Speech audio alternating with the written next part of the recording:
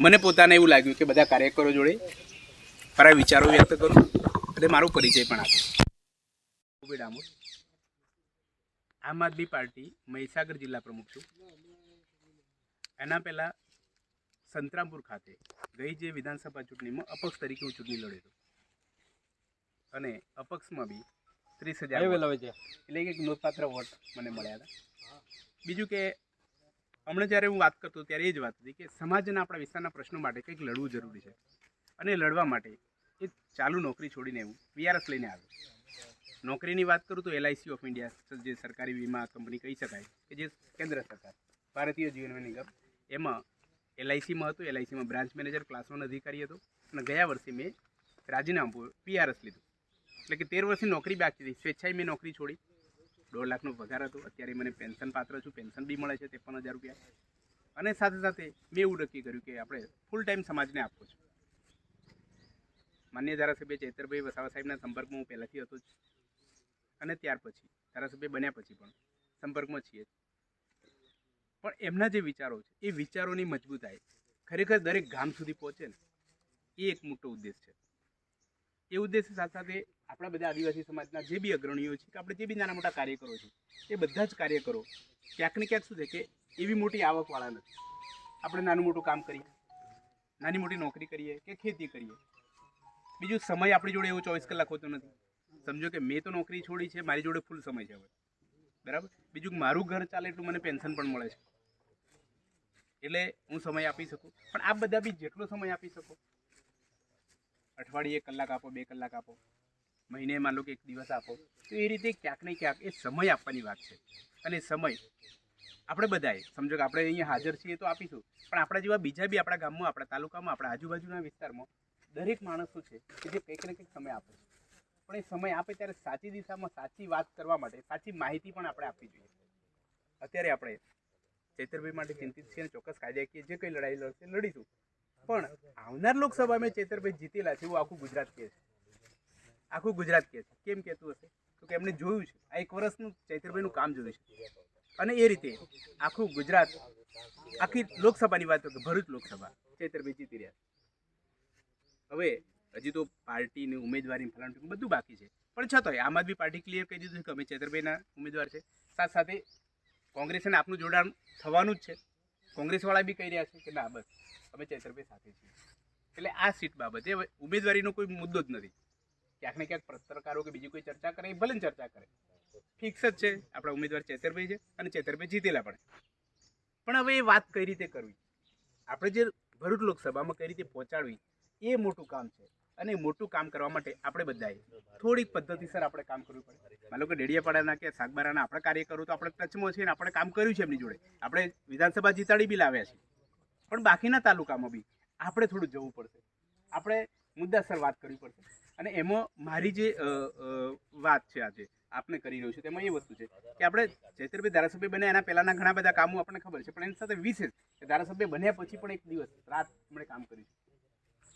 મુખ્ય વાત કરીએ તો આજે ભ્રષ્ટાચારની વાત છે. હમણાં આપણે કરતા હતા કે ખરેખર આદિવાસી વિકાસ માટે કરોડો અબજોની કાર્ડ વપરાય છે અને મોટે ભાગેની કાગળ પર વપરાય છે. આપણે આક્ષેપ નથી કરતા, સચ્ચાઈ છે. અને એના કારણે જ આ જે ઓફિસો પકડાઈ છે, દેવગઢ બારિયાની વાત છે, દાહોદની વાત છે, ઝાલોદની વાત છે, ઓફિસો પ્રૂફ જ છે. આપણે આક્ષેપ નથી કરતા, એ સચ્ચાઈ છે. અને એ સચ્ચાઈમાં યોગ્ય ન્યાય મળે, યોગ્ય આપણા કરોડો રૂપિયા પાછા સરકારના તિજોરીમાં આવે અને સાચી જરૂરિયાત છે તે વપરાય, એના માટેની ઝુંબેશ પણ આપણે ઉપાડવી પડે. અને એના માટે રાજકીય રીતે મજબૂત માણસ હોય તે જ આ કરી શકે. પણ આપણે શું કરી શકીએ? આપણે વાત કરી શકીએ, આપણે વાત પહોંચાડી શકીએ, આપણે સોશિયલ મીડિયામાં એની ચર્ચા કરી શકીએ. તો આ કે ભ્રષ્ટાચારી જે તંત્ર છે અને જે કંઈ ખોટું કરી રહ્યું છે એ ખોટું કરવાનું કામ ચૈતરભાઈ ઉગાડું પાડ્યું અને એનું ચોક્કસ એક એક્શન લેવાયા છે. એવા આદિવાસીના ઘણા બધા પ્રશ્નોની વાત કરીએ. એક તો ST નિગમ, જે આપણું બસ પરિવહનની સુવિધા છે.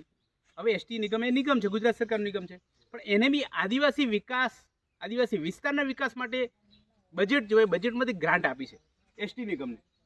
શું કામ આપી? તો કે આદિવાસી વિસ્તારોમાં બસો પૂરતા પ્રમાણમાં મળી રહે, સગવડતા મળી રહે.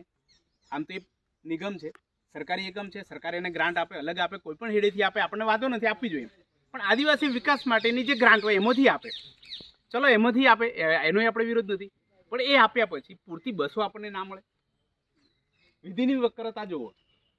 જે માટે આપણને બેનિફિટ, જે માટે પૈસા આપ્યા હોય એ સુવિધા આપણને ના મળે આપણા બજેટમાંથી, ત્યારે આ વસ્તુ બોલવી પડે અને બધાએ બોલવી પડે.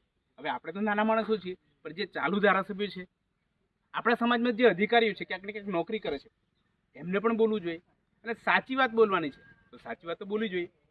હવે આ બાબતે આદિવાસી સમાજની અંદર 2005થી વન અધિકાર જે એ ખેડાણ કરવા માટેના હક્કો 2007 સુધી ચાલ્યા છે. તો નર્મદા જિલ્લાની અંદર ઘણા બધા ખેડૂતો જે છે એમના પ્રશ્નો એવા છે કે ભાઈ જંગલ જમીનના ખેડાણ કર્યા પછી પણ એમને પોતાના હક દાવા જે છે પેન્ડિંગ છે. મનસુખ વસાવા અત્યારે 2 દિવસ પહેલાં એવું સ્ટેટમેન્ટ આવે છે કે હવે જે નવા જંગલ જમીનો ખેડવી નહીં.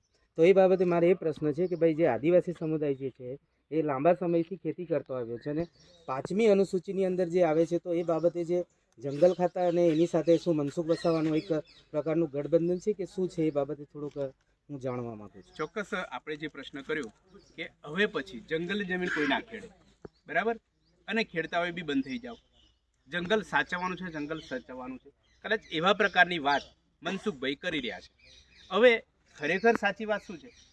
પહેલાં તો ભારત દેશની વાત કરીએ, બંધારણની વાત કરીએ તો 5મી અનુસૂચિમાં શું કહ્યું છે? જળ જંગલ જમીન મૂળ માલિક આદિવાસી છે, એટલે કે આદિવાસી વિસ્તાર. 5મી અનુસૂચિ જે વિસ્તાર છે એ વિસ્તારની જેટલી બી જળ છે, જંગલ છે, જમીન છે, એ આદિવાસીઓની છે, આપણા બધાની છે.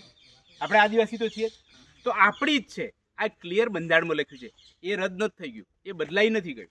આ એક મૂળ વાત સમજવાની છે. હવે આ વસ્તુ આઝાદી મળ્યાના 75 વર્ષ સુધી કોઈએ કરી નહીં.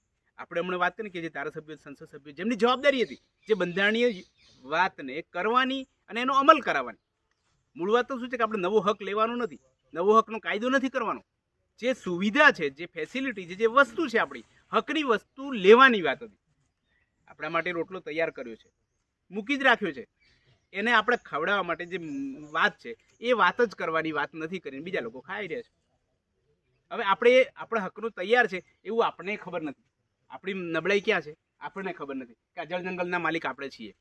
હવે થોડું ઘણું જાણતા થયા છે તો એકમતી નથી, એક સાથ નથી. એક સાથ થાય તો એક અવાજ થાય તો ચોક્કસ ફરક પડે. એટલે એ અવાજ ને ક્યાંક ને ક્યાંક એમને સુધી પહોંચે, મનસુખભાઈ સુધી, એવી આપણે કામ કરીએ કે જળ જંગલના માલિકના આપણે આદિવાસી, જે પોતે પણ આદિવાસી છે, એમને ખબર હોવી જોઈએ. અને સાથે સાથે બીજી વાત કે જ્યારે જળ જંગલ સાચવવાનું કામ જ આદિવાસીઓ કર્યું છે. આદિવાસીઓ ખરેખર એવું કોઈ વેચાણ કે એવું કંઈ નુકસાન નથી કર્યું, કારણ કે સીધા સાદા જંગલમાં રહે છે, પ્રકૃતિને સાચવે છે, જંગલી પ્રાણીઓ સાથે પણ રહે છે અને કોઈ નુકસાન નથી કરતા. આપણે બી જંગલમાં નાનું મોટું ઘર હોય, બરાબર, આપણું ઝૂંપડું બી હોય તો બધા ઝાડ કંઈ કાપી નથી નાખતા.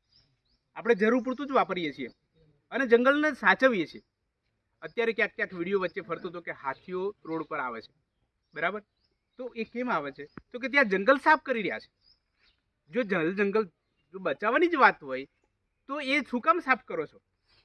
એ જે વૃક્ષો કાપી નાખો છો એટલે હાથીઓનું રક્ષણની જે જગ્યા છે એ ખુલ્લી થઈ જાય, હાથીઓ ગામ પર આવી જાય છે, રોડ પર આવે છે. એવું ત્યાં બની રહ્યું છે તો એ જ બંધ કરાવો ને મારા બાપા. જંગલ જો સાચવવાની જ વાત હોય તો એ સાચવો ને, એ શું કામ કપાવો છો? અહીંયા આપણે તો એવું કંઈ કાપતા નથી. અને સાથે સાથે આપણે જરૂર પૂરતું રોજગારી માટે, આપણું ઘર ચલાવવા માટે થોડુંક અનાજ પકવીએ. આપણા ઘરની આજુબાજુ જે કંઈ જમીન સાજી કરીને આપણે ખેતી કરીએ છીએ, અને એ ખેતી બી આજે નવી કરીએ એવું નહીં, 5 વર્ષ, 7 વર્ષ, 10 વર્ષ, 15 વર્ષ, 20 વર્ષથી કરીએ છીએ, એ કરી રહ્યા છીએ, બરાબર. તો એ જમીન આપણી જ છે. મૂળ તો સામૂહિક રીતે બી આપણી છે અને વ્યક્તિગત રીતે જે ભોગવટો કરી રહ્યા છે એ પણ આપણી છે, બરાબર. તો ત્યાં સરકાર સનદ આપવાની વાત હોય કે અન્ય વાતો હોય, જે વાતો કરે અને પછી એમાં બી પાછા નાટક કરે તો એ આપણે સાખી નહીં લઈએ. પણ હા, આ વાત દરેક વ્યક્તિ સમજે, જાણે. મૂળ પ્રશ્ન શું છે? આપણે જાણતા નથી. જાણીએ તો બોલીએ ને. એટલે જાણવાની વાત પર આપણે બધા કોશિશ કરીએ કે વસ્તુ સાચી વસ્તુ જાણીએ અને પછી બોલતા થઈએ અને આપણો હક મેળવીને રહીએ. આપણે ક્યાંય કોઈનું નુકસાન કરવું નથી, આપણે ક્યાંય સરકારની વિરુદ્ધ નથી. આપણે આપણા હક માટે ચર્ચા કરતા રહીએ, હકનો ઉપયોગ કરીએ અને જે કંઈ આપણા પ્રતિનિધિ ખોટું કરતા હોય એને પણ આપણે કહી શકીએ, એને પણ આપણે બોલી શકીએ, એને આપણે જણાવી શકીએ. પણ એ વાતો આપણે બધાએ કરવી જોઈએ. અને એ જ વાત હમણાં નીકળી એમ કે મનસુખભાઈએ આવું જે નિવેદન છે એ ખરેખર હાસ્યાસ્પદ છે. પોતે આદિવાસી છે, પોતે આદિવાસી સાંસદ તરીકે એમને મોકલ્યા છે. આદિવાસી સમાજના બેનિફિટની વાત કરવી જોઈએ એમને. તો જ્યારે આવી વાત કરીને કોનું હિત કરે છે એ ખબર નથી પડતી.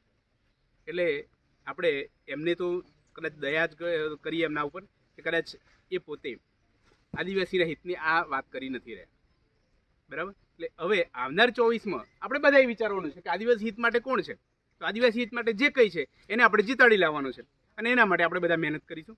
ચોક્કસ ડેડિયાપાડા અને સાગબારાની તો આપણે વાત કરી જ રહ્યા છીએ, પણ સાથે સાથે ભરૂચ લોકસભામાં દરેક તાલુકામાં મેક્ઝિમમ આપણે દરેક ઘર સુધી પહોંચીએ. આપણે સોશિયલ મીડિયામાંથી તો મેસેજ કરીશું, વાત કરીશું, એ તો પહોંચશે જ, પણ વ્યક્તિગત રીતે ટીમ તરીકે અહીંયા માન લો કે આપણે 100 કાર્યકરો છીએ, તો 100 કાર્યકરો આપણે જવાબદારી નક્કી કરીએ કે આ 10 કાર્યકરો વાલિયા જાય, આ 10 કાર્યકરો ઝઘડિયા જાય, આ 10 કાર્યકરો નેત્રંગ જાય, આ 10 કાર્યકરો આપણા આજુબાજુ જાય. પણ દરેક તાલુકામાં આપણે જઈએ અને મોટી સંખ્યામાં સાચી વસ્તુ વાત કરીએ. અને હમણાં જ વાત કરતો હતો એમ કે ચૈતરભાઈના જે કામો છે એ કામોની વાત કરીએ. ઘણીવાર સોશિયલ મીડિયામાં જાણતા ખરા હોય, પણ એ સારી વાતને વારંવાર કરવી જોઈએ, સાચી વાતને વારંવાર કરવી જોઈએ. પેલું જૂઠું બોલીને જોરથી બોલો એ વાતો જે કરે છે એની જગ્યાએ સાચી વાત આપણે કેમ ના કરીએ? કારણ કે આપણે જે બનાવો છે અને જે સાચી વસ્તુ છે, આપણે જે નર્મદાના પૂરની વાત છે, તો પૂર કેમ આવ્યું? માનવ સર્જિત પૂર હતું. અને પૂરમાં સૌથી વધારે આપણે આપણા વિસ્તારના નજીકના વિસ્તારને ભરૂચને નુકસાન ગયું. તો એ નુકસાનમાં સરકારે તો મદદ કરવાની હોય, પણ સાથે સાથે આપણા ચૈતરભાઈ એક ધારાસભ્ય પોતાની જિમ્મેદારી સમજીને રાત દિવસ ટીમ તરીકે ત્યાં રાત દિવસ મહેનત કરી, એમને બચાવ્યા, એમને માર્ગદર્શન આપ્યું અને તાત્કાલિક રાશન પણ પૂરું પાડ્યું. તો આ એમનું કામ છે.